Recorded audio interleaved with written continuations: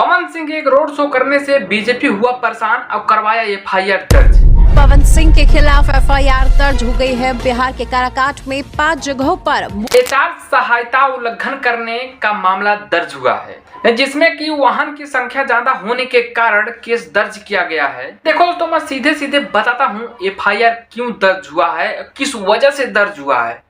चलिए समझने का प्रयास करते हैं कुछ। हाल फिलहाल में काराकाट में एक रोड शो किए और रोड पर पब्लिक बहुत ज्यादा और पवन सिंह को देखने के लिए बहुत भारी संख्या में पहुंची और रोड पूरा हो गया जाम, तो गाड़ियां भी आना जाना हो गई बंद। और जब तक रोड शो खत्म नहीं हुआ पवन सिंह का, तब तक रोड पूरा जाम था, पूरी तरीके से जाम था रोड। पुलिस प्रशासन जनता के खिलाफ जाएगा नहीं, क्योंकि इलेक्शन का माहौल चल रहा है।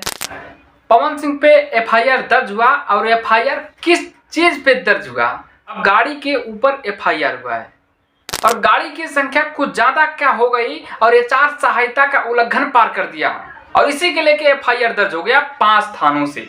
देश आजाद होने का क्या फायदा, हमारी खुशी किसी को देखा नहीं जा रहा। ये जो प्री प्लांट हो रहा है, ये सब पवन सिंह को जो फंसाने का प्रयास किया जा रहा है, ये केवल पवन सिंह को बीजेपी ज्वाइन करवाने के लिए किया जा रहा है। जैसे कि मनीष कश्यप को बीजेपी ज्वाइन करा दिए, वैसे पवन सिंह को भी बीजेपी ज्वाइन करवाना चाहते हैं लोग। और मनोज तिवारी पूरा जोर लगा दिया है पवन सिंह को बीजेपी ज्वाइन करवाने के लिए।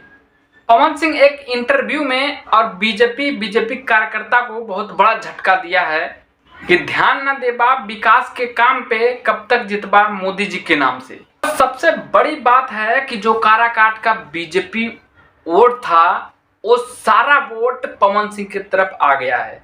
उपेंद्र कुशवाहा कह रहे हैं कि मोदी जी का हाथ जिसके सर पे हो और उसका कोई क्या बिगाड़ सकता है। इसी को लेके पवन सिंह कहे थे कि ध्यान न देबा विकास के काम पे, तो जनता कब तक जिताई मोदी जी के नाम पे।